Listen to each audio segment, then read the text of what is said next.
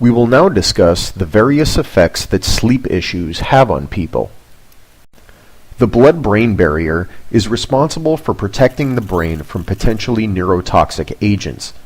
Research has shown that the longer the period of insomnia, the more vessels in the blood-brain barrier begin to degrade. This can allow neurotoxic chemicals, which are normally kept out of the brain due to this barrier, to come into and harm brain tissue.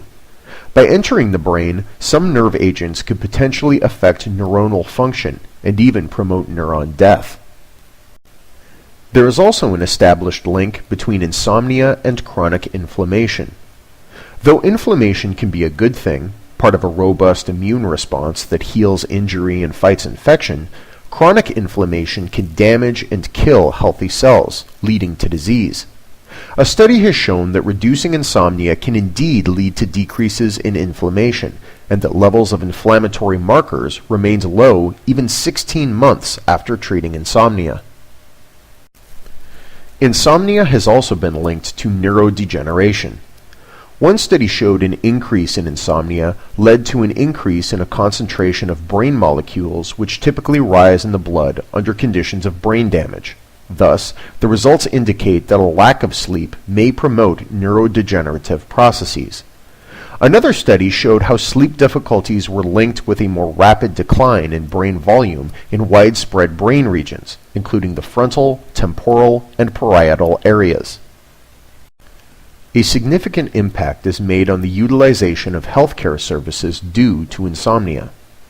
In a large representative sample of U.S. middle-aged and older adults, researchers have found that individuals with a greater number of insomnia symptoms were more likely to be hospitalized. The research found that there was a statistically significant relationship between the report of insomnia symptoms and the future use of costly health services such as hospitalization. They estimated that the prevention of insomnia could decrease health service use by 6 to 14%.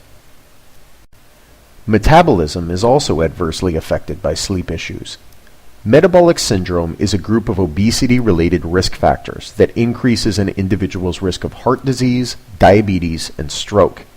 A broad array of commonly reported sleep symptoms, including insomnia and sleep-disordered breathing symptoms, predict the development of metabolic syndrome.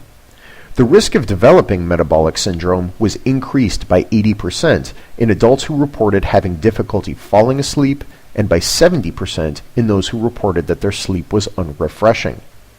Difficulty falling asleep was a significant independent predictor of the metabolic syndrome. In another study, researchers observed that sleeping 2 hours less increased insulin concentration in participants, suggesting that cutting sleep even a little can alter metabolism. There is active scientific debate about whether sleep issues also have serious effects on blood pressure and hypertension. Multiple studies have indicated that blood pressure and hypertension are impacted by sleep issues. One large-scale study indicates that this may not be accurate. In one study, participants with insomnia and an objectively measured short sleep duration of less than 5 hours had a risk for hypertension that was 500% higher than participants without insomnia, who slept more than 6 hours. People with insomnia and a moderately short sleep duration of 5 to 6 hours had a risk for hypertension that was 350% higher than normal sleepers. There appears to be an additive or synergistic effect on hypertension risk when insomnia occurs in combination with a short sleep duration. The study concluded that it is most likely that insomnia leads to hypertension. Because the study sample is representative of the general population, the authors estimate that 8% to 10% of the U.S. population may be at risk for hypertension and other significant medical complications related to chronic insomnia. Another study showed that people who suffer from insomnia have heightened nighttime blood pressure, which can lead to cardiac problems. Yet another study, which compared over 5,000 subjects with insomnia to those with normal sleep habits, showed the cause of hypertension in insomniacs is due to the number of times the individual wakes during the night, as well as their sleep latency, the length of time it takes to accomplish the transition from full wakefulness to sleep. The longer it took the subjects to fall asleep, and the more times they woke during the night, the more severe their hypertension. Another study measured the effect of sleep duration and sleep quality on hypertension. Participants that slept 6 or fewer hours, and who also reported poor sleep quality, were twice as likely to have resistant hypertension as those who slept well. The researchers concluded that those with high blood pressure were more likely to have sleep problems, and poor sleep quality in high blood pressure patients was associated with resistant hypertension. People exposed to prolonged periods of shortened sleep have significant increases in blood pressure during nighttime hours. During the nighttime, in those that were sleep restricted compared to those with normal sleep, systolic, top number, and diastolic, bottom number, blood pressure had a higher average. Furthermore, the expected fall in blood pressure during the night was suppressed when subjects had inadequate sleep.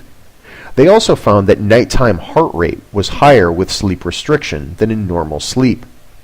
The researchers noted that insufficient sleep causes increases in nighttime blood pressure and dampens nocturnal blood pressure dips by using a controlled study that mimics the sleep loss experienced by many people.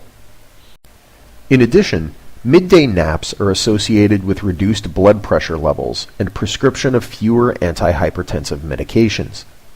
After adjusting for other factors that could influence blood pressure, such as age, gender, body mass index, smoking status, salt, alcohol, exercise, and coffee, researchers have found that midday sleepers had 5% lower average 24-hour systolic blood pressures compared to patients who did not sleep at all midday.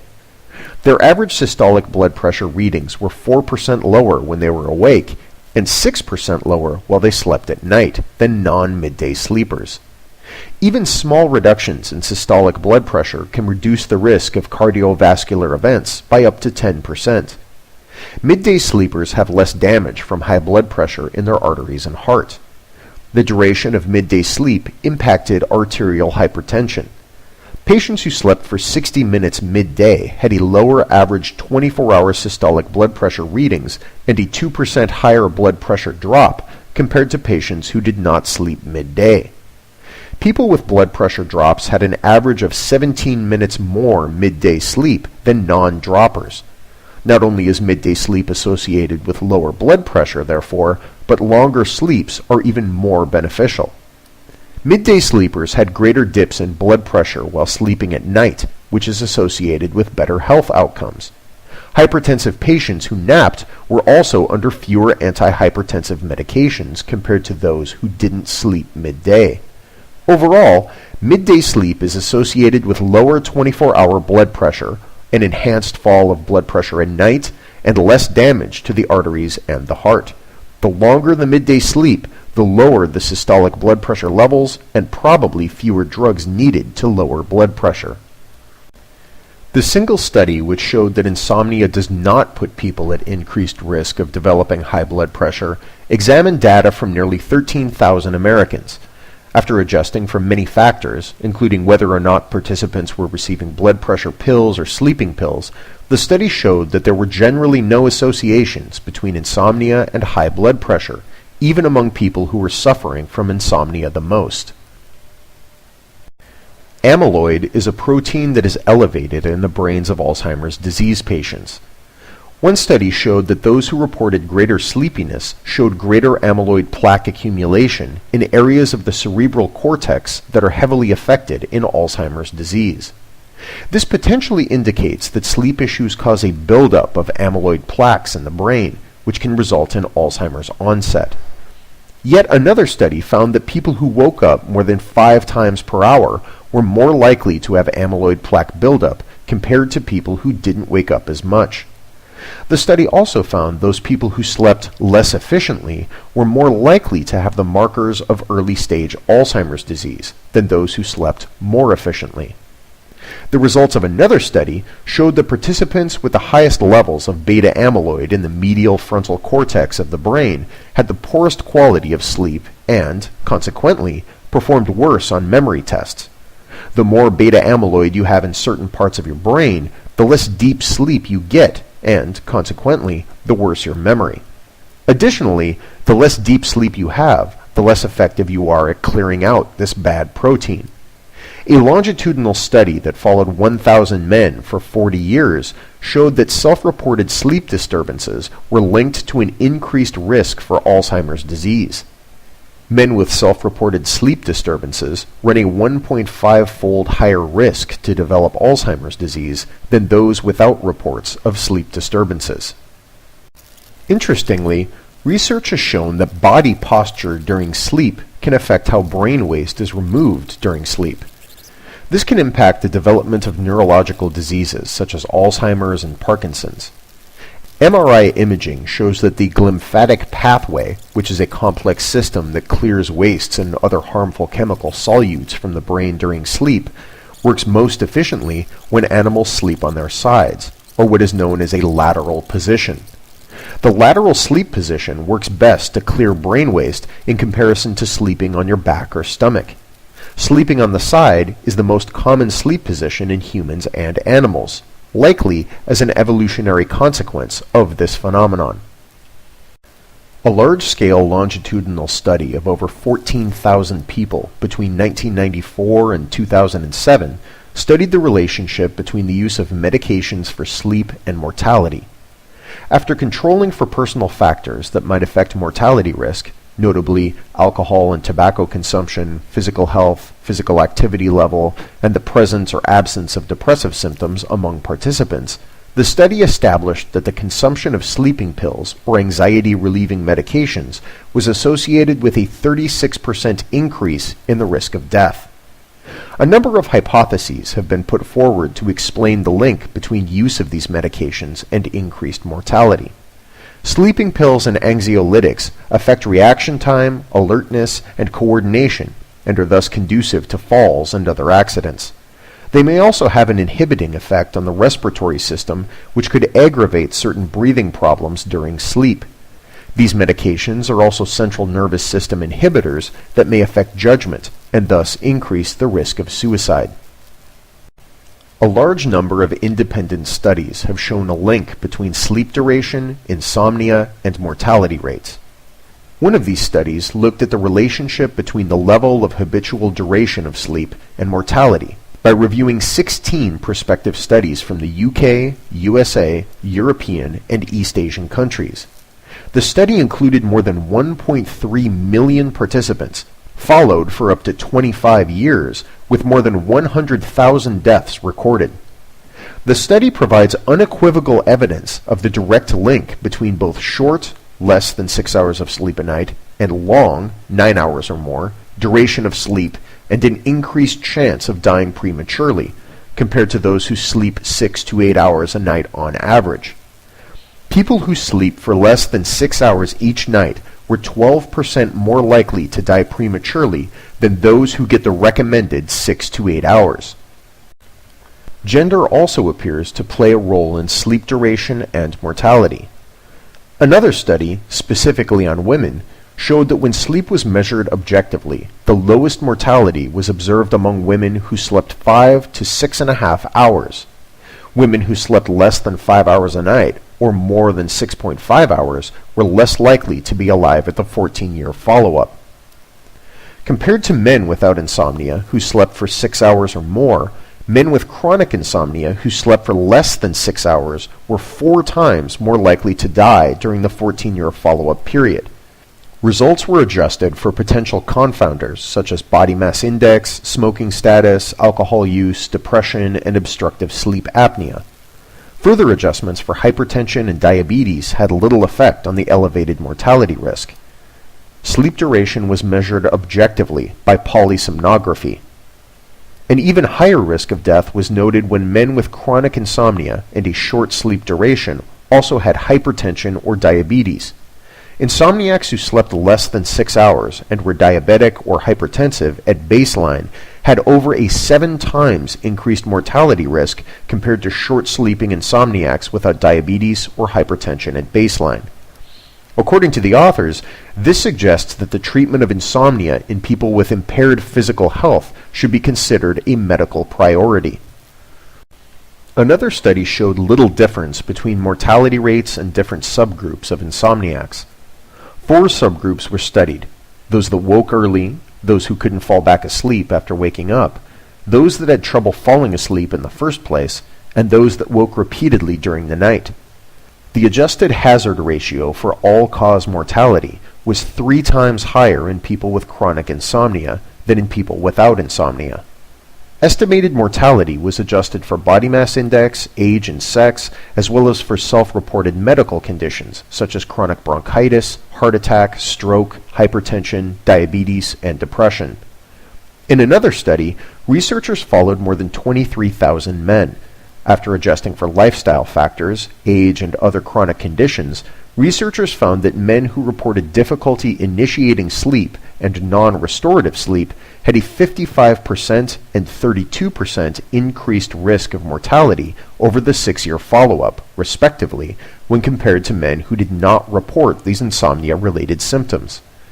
A final study found that after adjusting for various confounders such as age, sex, body weight, smoking, use of hypnotics, and physical activity, subjects with persistent insomnia were 58% more likely to die during the study than subjects with no insomnia. Sleep problems have also been associated with heart issues. One study that gathered follow-up evidence from 7 to 25 years from more than 470,000 participants from 8 countries showed that sleeping less than 6 hours per night and having disturbed sleep increases the chance of developing or dying from heart disease by greater than 48%. Researchers who studied more than 47,000 young and middle-aged adults have shown that those who get too much or too little sleep or have poor sleep quality are at higher risk for the early signs of heart disease than those who get adequate, good quality sleep. The presence of calcium in the coronary arteries indicates health factors like coronary lesions and arterial stiffness, which indicate heart disease. Adults who sleep 5 or fewer hours a day have 50% more calcium in their coronary arteries than those who sleep 7 hours a day. Those who sleep 9 or more hours a day have more than 70% more coronary calcium compared to those who sleep 7 hours. Adults who reported poor sleep quality had more than 20% more coronary calcium than those who reported good sleep quality. In another study of over 52,000 people, researchers related heart attack risks to 3 major insomnia symptoms. Those who had trouble falling asleep almost daily in the last month had a 45% higher heart attack risk. Those that had problems staying asleep almost every night in the last month had a 30% higher heart attack risk. And those that didn't wake up feeling refreshed in the morning more than once a week had a 27% higher heart attack risk. The researchers also used analysis to adjust for other factors that can influence the results. The same researchers conducted another follow-up study with over 54,000 people for an average of more than 11 years, and found that those who suffered from the same 3 symptoms of insomnia had a more than 3-fold increased risk of developing heart failure compared to those with no insomnia symptoms. Those reporting suffering from all 3 insomnia symptoms simultaneously were at considerably higher risk than those who had no symptoms or only 1 or 2 symptoms. After adjusting for factors that could affect the results, the researchers found that these sleep difficulties were associated with an increased risk of heart failure when compared with people who never or rarely suffered from these symptoms. There was also a trend showing a link between the frequency of the symptoms and the increased risk. The researchers found a statistically significant 3-fold, or 353%, increased risk of heart failure for people who had all 3 insomnia symptoms compared to those with none, after adjusting for most confounding factors apart from depression and anxiety. When they adjusted their findings to include depression and anxiety, the risk was still significant, with a slightly more than 4-fold risk, 425%, of heart failure.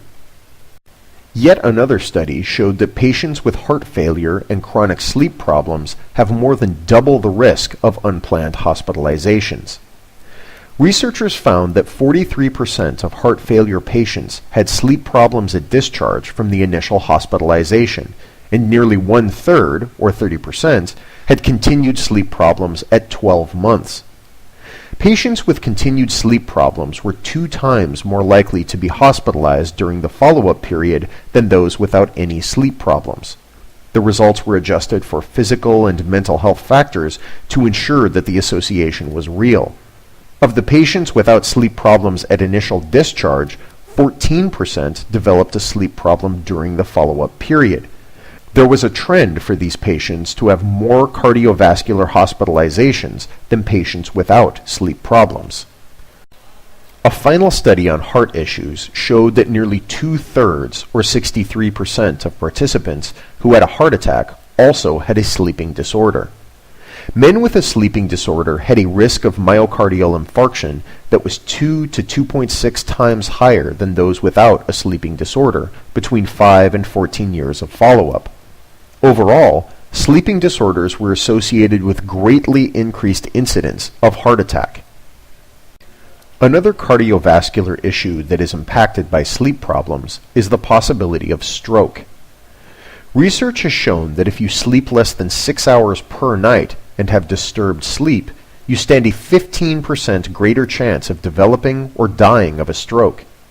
Another study showed that men with a sleeping disorder had a stroke risk that was 1.5 to 4 times higher than those without a sleeping disorder between 5 and 14 years of follow-up. One study reviewed the randomly selected health records of more than 85,000 people and showed the following results. Insomnia raised the likelihood of subsequent hospitalization for stroke by 54% over 4 years. The incidence of stroke was 8 times higher among those diagnosed with insomnia between 18 and 34 years old. Beyond age 35, the risk continually decreased. Diabetes also appeared to increase the risk of stroke in insomniacs. The risk also seems to be far greater when insomnia occurs as a young adult compared to those who are older. A final study followed just under 10,000 people. After adjusting for various factors, the researchers found that people who slept longer than 8 hours a day were at a 46% greater risk of stroke than average. Participants who reported persistently long sleep, consistently sleeping over 8 hours, were at double the risk of stroke compared to those with persistently average sleep duration, between 6 and 8 hours a day. This risk was even greater for those who reported that their sleep increased from short to long over 4 years.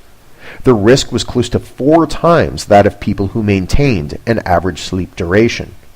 In addition, the researchers carried out a study of combined data from 11 other related studies to identify the association between sleep duration and patterns of stroke risk.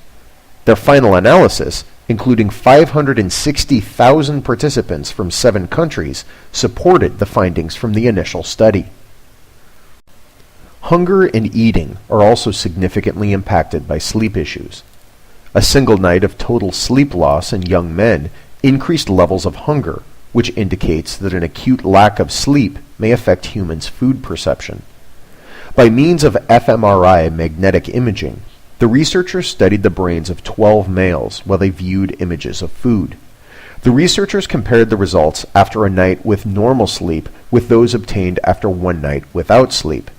After a night of total sleep loss, these males showed a high level of activation in an area of the brain that is involved in a desire to eat.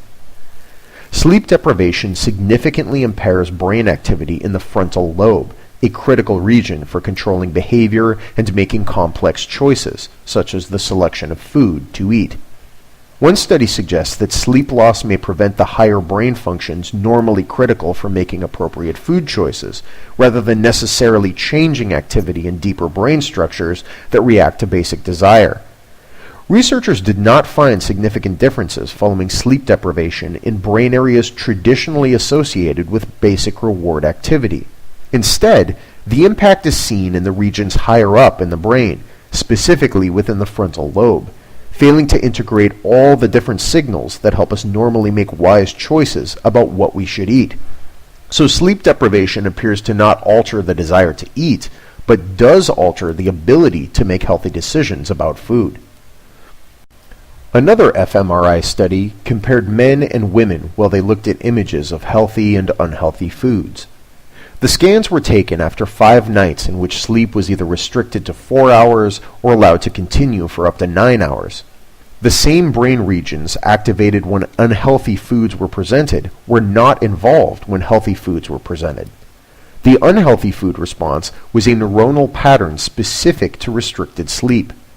This may suggest greater propensity to succumb to unhealthy foods when one's sleep is restricted. Under restricted sleep, individuals will find unhealthy foods highly salient and rewarding, which may lead to greater consumption of those foods. Food intake data from this same study showed that participants ate more overall and consumed more fat after a period of sleep restriction compared to regular sleep.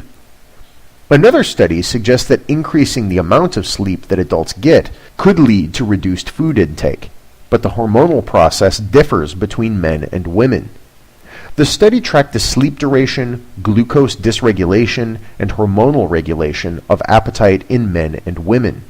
Participants were studied under 2 sleep conditions, short, 4 hours, or habitual, 9 hours.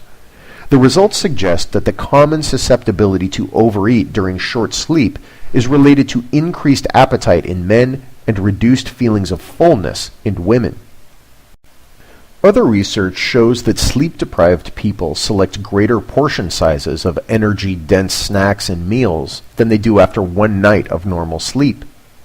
Poor sleep habits can therefore affect people's risk of becoming overweight in the long run. In the study, males were asked to select their ideal portion sizes of different meal and snack items in both hungry and sated conditions. In one condition, they were sleep deprived. In the other condition, they had a night with approximately 8 hours of sleep. After a night of total sleep loss, these males chose greater portion sizes of the energy-dense foods. Interestingly, they did so both before and after a breakfast, suggesting that sleep deprivation enhances food intake regardless of how full someone felt. A final study on eating showed adults consume approximately 500 additional calories during late-night hours when they are sleep restricted. The research found that refraining from late-night calories helps prevent some of the decline those individuals may otherwise experience in neurobehavioral performance during sleep restriction. Subjects who fasted performed better on reaction time and attention lapses than subjects who had eaten during late-night hours. In addition, subjects who ate showed significantly slower reaction times and more attention lapses on extended nights of sleep restriction, whereas study subjects who had fasted during their sleep restriction did not show this performance decline. Metabolism is also adversely impacted by sleep disturbances. Researchers have found common molecules signifying disturbed metabolism in response to sleep restriction. These molecules are important factors in metabolic diseases. One possibility is that sleep drives metabolite clearance and so acts as a reparative process at the metabolic level. Overall, researchers found a significant shift in lipid metabolism with sleep restriction. The team also found that some neurotransmitters and gut metabolites are also altered due to sleep restriction. 2 metabolites were depleted under sleep-restricted conditions and were restored after recovery sleep. Thus, one of the functions of sleep is restorative, involving clearance of metabolites in the brain and reinstating a balance in tissues. Sleep loss, on the other hand, disrupts this process. Several other studies have shown how shortened sleep duration impacts metabolism. One study found that metabolic effects are seen even when sleep is shortened by 2 hours. In the study, volunteers slept either normally or for 2 hours less than normal and then had their metabolism checked by blood glucose readings. The researchers observed that sleeping 2 hours less increased insulin concentration, suggesting that cutting sleep even a little can alter metabolism.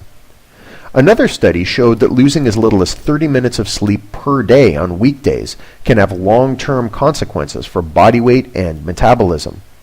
Participants who had weekday sleep debt were 72% more likely to be obese, and weekday sleep debt was significantly associated with obesity and insulin resistance.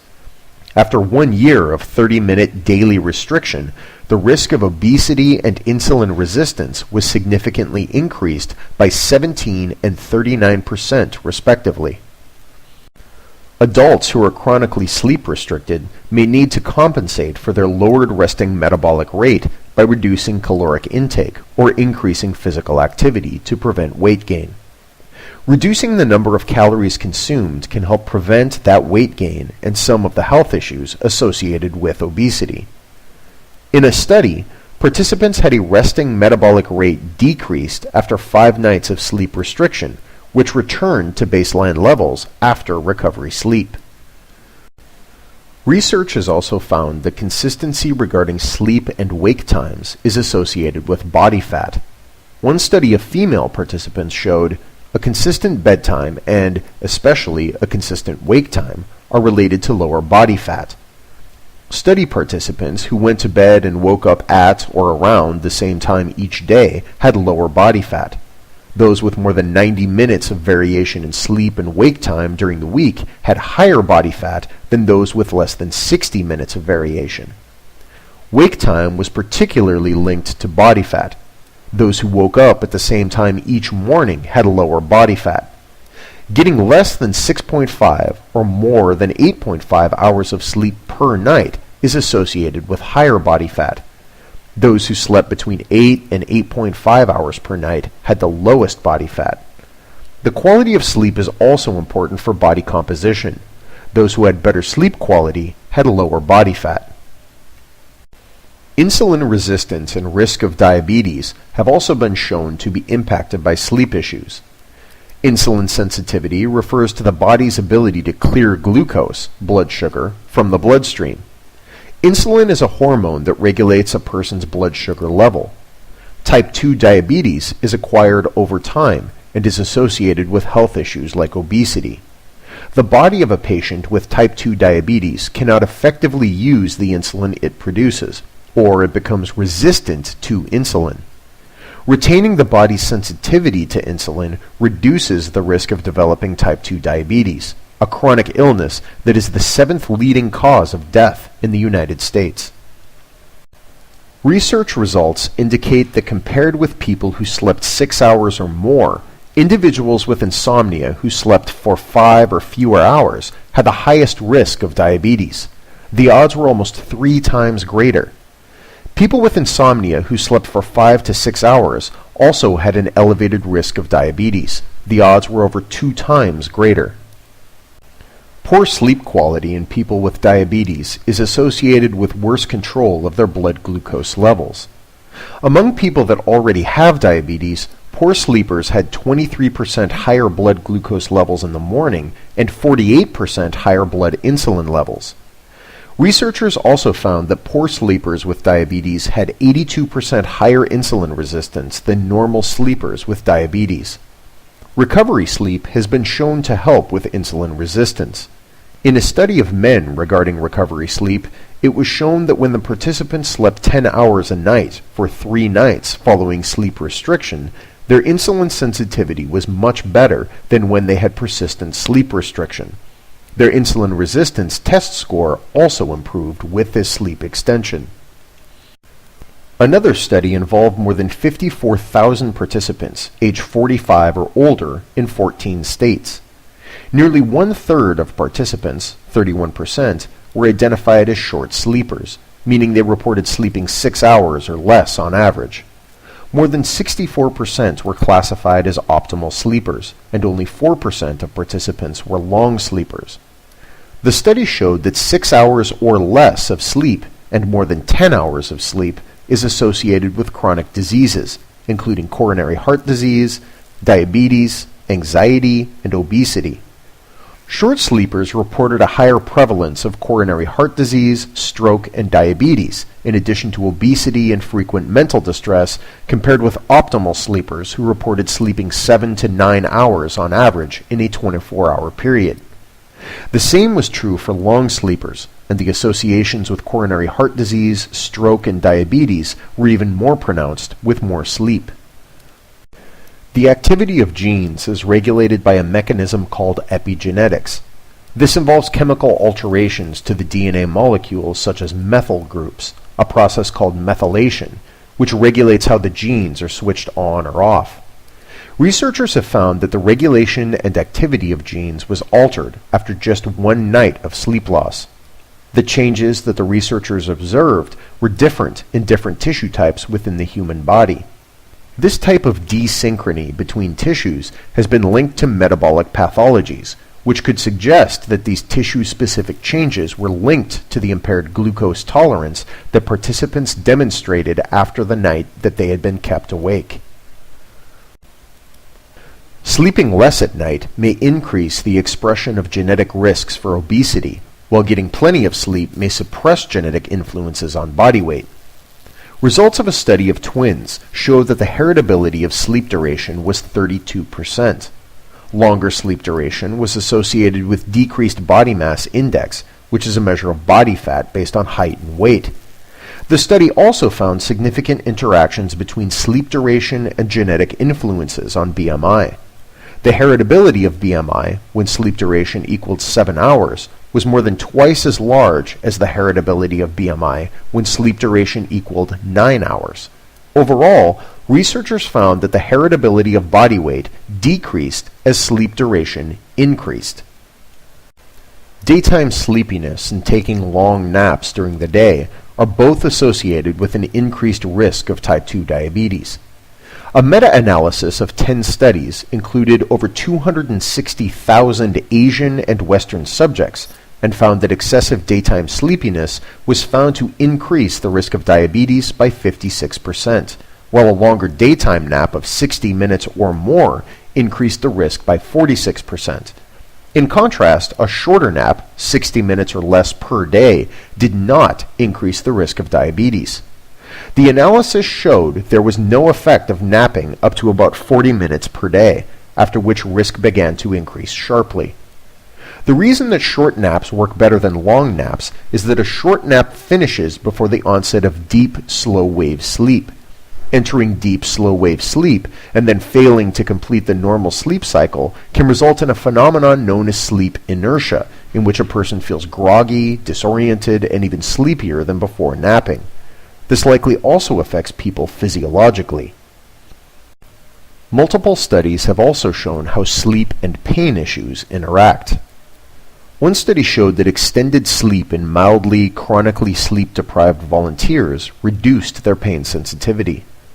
The results suggest that increased pain sensitivity in sleepy individuals is the result of their underlying sleepiness. The study also showed that increased sleep was correlated with increased daytime alertness, which was associated with 25% less pain sensitivity. The magnitude of this pain sensitivity increase is greater than the effect found in a previous study of 60 milligrams of codeine. Another study found that pain is a key factor in the gap between the amount of sleep people say they need and the amount they're getting. An average 42-minute sleep debt for those with chronic pain and 14 minutes for those who've suffered from acute pain in the past week. The study finds that 21% of Americans experience chronic pain, and 36% have had acute pain in the past week. Those combine to a majority of the nation's adult population, or 57%, leaving 43% who report being pain-free. Acute or chronic pain significantly impacts sleep quality. 65% of those with no pain reported good or very good sleep quality, while only 45% of those with acute pain and 37% of those with chronic pain did the same. Additionally, 23% of those with chronic pain reported higher stress levels compared with 7% of those without pain. Pain issues impact daily life. Among people who've had sleep difficulties in the past week, more than half of those with chronic pain say those difficulties interfered with their work. That dropped to 23% of those without pain. Sleep and health and quality of life perceptions are also interlinked. Americans who say they have very good or excellent health and quality of life report sleeping 18 to 23 minutes longer on average in the past week than those who rate their health and quality of life as just good, fair, or poor. Indeed, reported sleep duration and quality decline linearly with each health rating, showing that perceptions of one's sleep and health are deeply related. Another study, including more than 10,000 adults, showed that pain sensitivity increases with both the frequency and severity of insomnia. For example, compared with individuals who reported no insomnia, rates of reduced pain tolerance were 52% higher for subjects reporting insomnia more than once weekly, versus 24% for those with insomnia once monthly. Patients reporting high problems with both insomnia and chronic pain were more than twice as likely to have reduced tolerance to pain. The effect on pain tolerance appears strongest in people who suffer from both insomnia and chronic pain, who may benefit from treatments targeting both conditions. Our immune system is also altered from sleep deprivation. People who sleep 6 hours a night or less are more likely to catch a cold when exposed to the virus, compared to those who spend more than 7 hours a night sleeping. Short sleep is more important than any other factor in predicting subjects' likelihood of catching cold, including age, stress level, race, education, income, or if they are a smoker. In an experiment, subjects who had slept less than 6 hours a night the week before were 4.2 times more likely to catch the cold compared to those who got more than 7 hours of sleep, and those who slept less than 5 hours were 4.5 times more likely. Another study showed that disruption of circadian rhythms, even if sleep duration was not impacted, significantly impacted immune response. Deep sleep may also strengthen immunological memories of previously encountered pathogens. The immune system remembers an encounter with a bacteria or virus by collecting fragments from them to create memory T cells, which last for months or years and help the body recognize a previous infection and quickly respond. These memory T cells appear to abstract general information about the pathogens. The selection of this general information allows memory T cells to detect new pathogens that are similar, but not identical, to previously encountered bacteria or viruses. Studies in humans have shown that long-term increases in memory T cells are associated with deep, slow-wave sleep on the nights after vaccination. Taken together, the findings support the view that slow-wave sleep contributes to the formation of long-term memories of abstract, generalized information, which leads to adaptive behavioral and immunological responses. The obvious implication is that sleep deprivation could put your body at risk. If we didn't sleep, then the immune system might focus on the wrong parts of the pathogen. For example, many viruses can easily mutate some parts of their proteins to escape from immune responses. If too few antigen-recognizing cells, the cells that present the fragments to the T cells, are available, then they might all be needed to fight off the pathogen.